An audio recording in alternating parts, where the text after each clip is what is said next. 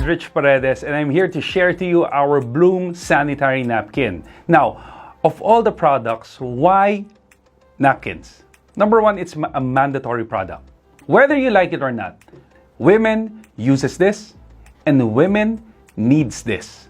That's why when you talk about business, you should have a product that is recession-proof, that is lockdown-proof.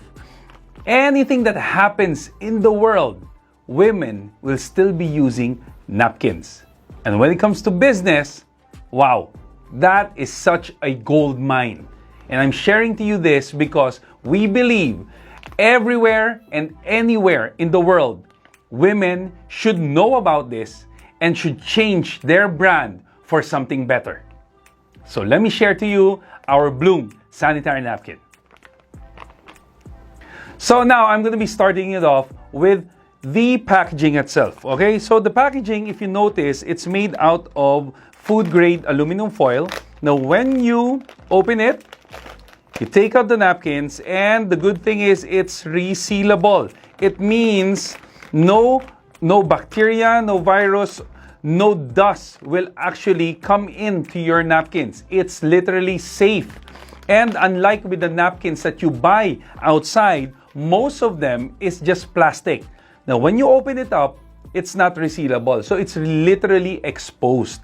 Now, the good thing about our napkins compared to other napkins, unlike other napkins, the packaging is different as well. So if you look at the leading brands, okay, I'm not going to tell the leading brands. Most of the leading brands, their napkins are actually exposed already. Especially when women, if you have your menstrual cycle or you have your menstrual or your monthly menstrual period, you usually take a few napkins and put it on your bag. And we all know that your bag is not that clean. Especially if you use it every day. Most of the stuff that you put, the coins, the keys, and even small candies that you put in your bag actually may contaminate the napkin that you have. Unlike with the napkins of Bloom sanitary napkin, our napkin is 360 degrees sealed. And one thing that you notice right now, our napkins is really, really thin. All right, so let me compare it to the leading brands, and I'm going to share to you how powerful our napkins are. All right, now the thing is, ladies and gentlemen, there are only two things that women look for in a sanitary napkin: if it's comfortable and if it's absorbent. Right? So we're going to be testing it out that our napkins is really, really absorbent. Okay, so these are the napkins. This is ours.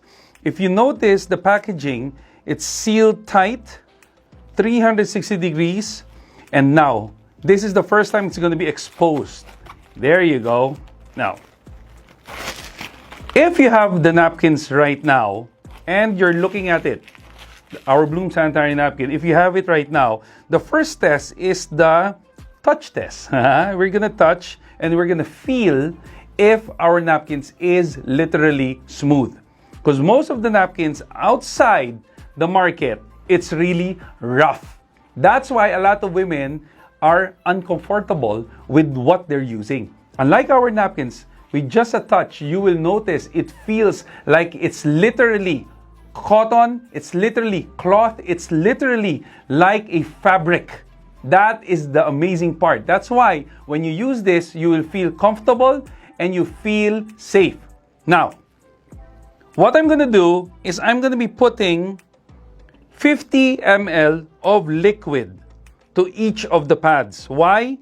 Because when a woman menstruates, 30 to 80 ml of blood comes out every menstrual cycle. So usually it takes around 3 to 5 days, the blood that's going to come out. So I'm going to be using 50 ml just to see and just to show you how wonderful our product is. All right, are you ready? Here you go. There you go. So of course, once the menstruation starts, you cannot stop it. There's no way that you can stop it until the cycle ends. So the problem right now, napkins, a lot of people doesn't know, napkins are actually the perfect breeding ground of bacteria. Did you know that it only takes around less than 2 hours for the bacteria to literally invade the whole napkin? Wow, you like that word? Invade. Invade the whole napkin, and really, how would you know if the bacteria is there?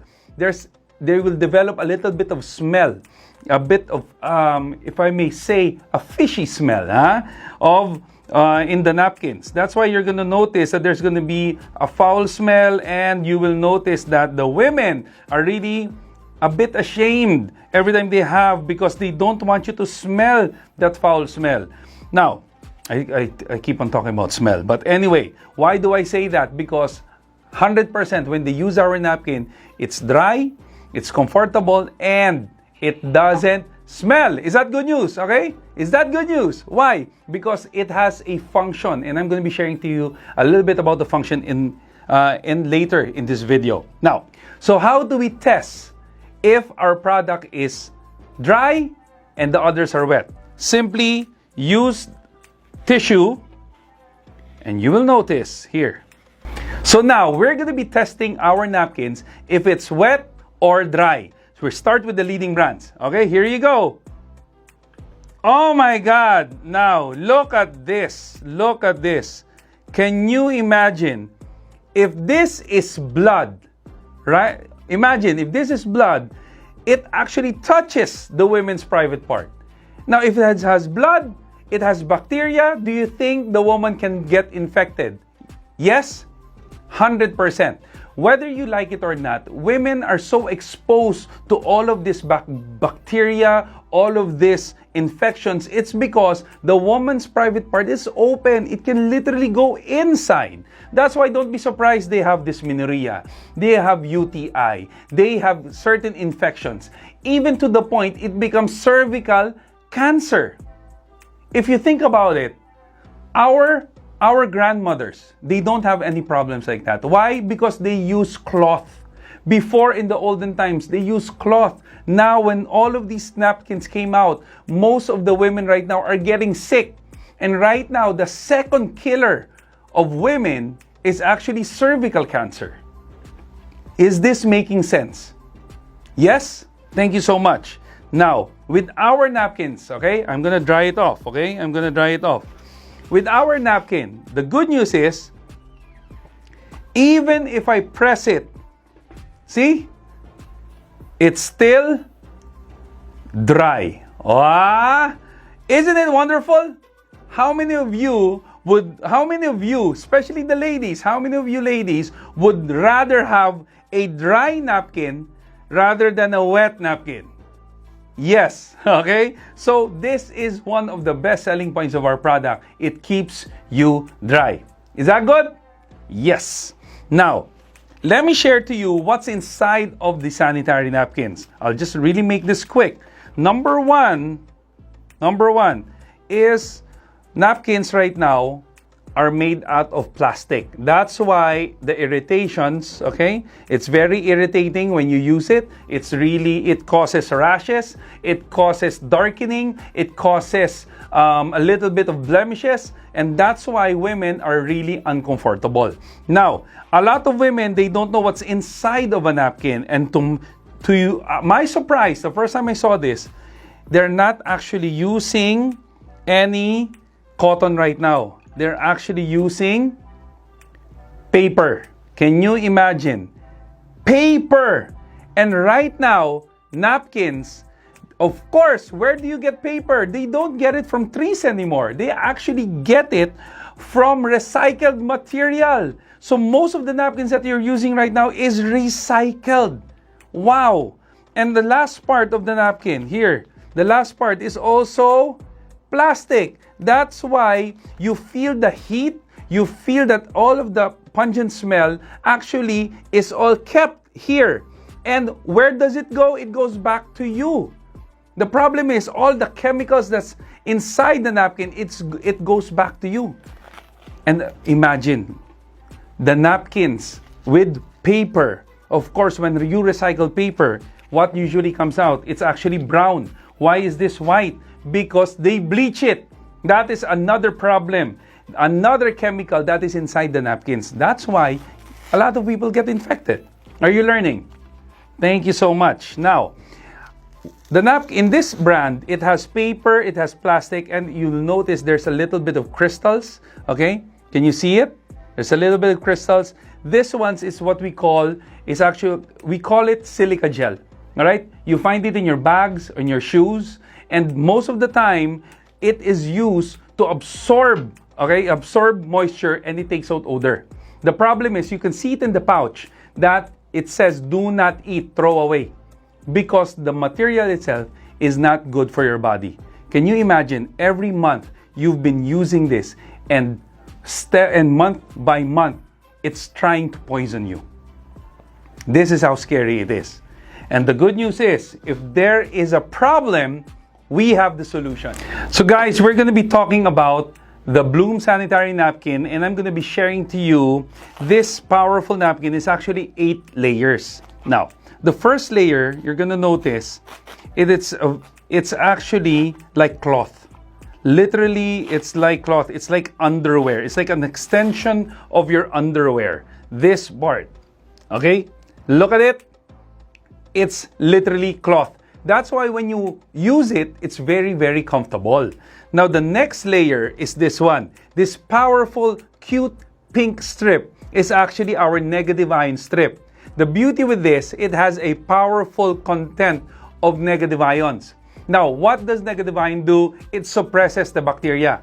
That's why you will notice that there is no smell. Why? Because the bacteria didn't grow. It didn't multiply because of this powerful strip. Another thing that it gives energy. It also promotes really good blood circulation. And one of the things that we have with our sanitary napkin is this has antioxidant. And I'm going to share to you how to do the demonstration of the antioxidant. Good? Next is this one. Our napkin has a generous layer of cotton. Unlike with the napkins that you've seen a while ago, it only has paper. Ours has cotton. Here you go. See? Imagine our product has 100% cotton. Good? And another powerful layer is this one. This one is what we call the one-way strip. What it does, it lets the liquid penetrate, all right, and it has a locking system. That is why when you pressed a while ago, the liquid doesn't go up. Is that good news? So you are literally protected. And we have another layer, and this is the absorbent material. We are using food-grade gelatin. This is the gelatin that is made out of corn extract. It is literally edible. You can eat it. But please, after using it, please don't eat it, okay? So now, that's why you're gonna notice our napkin has an expiration date, okay? The expiration date because we are using food-grade material. And also, we have an international halal seal, okay? Because we don't use any chemicals on our sanitary napkins. Is that good news?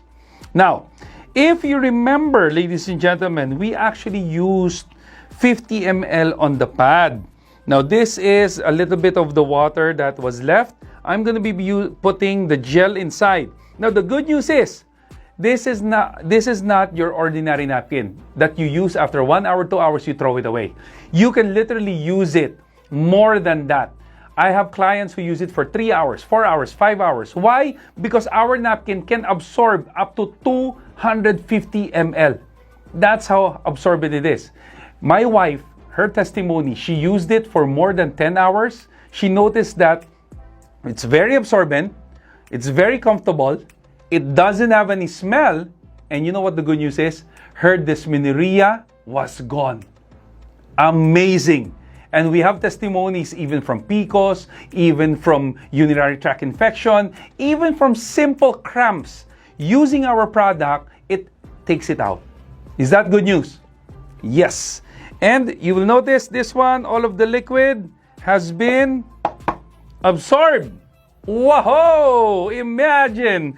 That is how powerful our napkins is. All right? And the last thing, the last layer. This is what we call This is actually, it feels like it's plastic, but it's actually paper plastic from Japan. When you notice, it has a little bit of pores. For this layer, to let your napkin breathe, all of the heat will come out. This is the beauty about this layer. And the good thing is, what we're using as our adhesive, we're using food grade bubble gum, okay? So this is like gum without any flavor. All right? Is that good news? Now, how many of you would love to change their napkins? Thank you so much. Change for something better, ladies and gentlemen. This is how powerful our product is. And like what I said, I'm going to be sharing to you the antioxidant part. Are you ready? So this is the exciting part, and like what I said, I'm going to be sharing to you how the antioxidant demo works. Okay, so the water represents your body, and obviously the iodine represents the toxins that you face every day, from mental to physical toxins, okay? So imagine there's a research that most of the toxins are based on because financially you don't have money. Yeah, that's another toxin. And of course, there's toxins on the food that we eat, on the air that you breathe, and the soft drinks or the water that you drink. So imagine that's all the toxin in your body, okay? That's all the toxin. Wow, a lot of toxins. So let me just wipe this off. Now, this is I'm going to be getting a freshly opened napkin. A while ago, you saw the demo. That is your day napkins, okay? Now, this is what we call our liners. You use this every day. Literally, ladies and gentlemen, every day. And men can actually use this product as well. Why? Because our napkin prevents prostate problem for men. Okay? So my suggestion, if you're a man, you try it out because the person who's doing the demo right now is literally a user. I'm using the product, okay? If you want to see it, you have to come here. Okay? So now, this is the strip, the same strip that you saw. Now, the beauty with this, once it hits your system or it hits your skin, it starts its magic. What it's gonna do, it's gonna start to work on your system, and the beauty with this, it will take out all of the toxin in your body. Wow! Is that good news? Wow, amazing, right? So can you imagine, no sign of the toxin anymore? Because literally, every time you use this, it will start to protect you. So that's why once there's more toxin that comes into your system, same thing with this, because you're protected now, it will start to take it out. Good or good? Wow, this is such an amazing product. That's why I'm so excited to share it to you. And I believe that where you are right now, this product will definitely help a lot of your friends and definitely will help you make more money. Let me ask you, how many of you would love to share this to your friends and help them out? And how many of you would love to help people and make money at the same time? That's why, ladies and gentlemen, I hope you enjoyed our presentation right now. I hope you enjoyed the demonstration of the Bloom sanitary napkin. Thank you so much.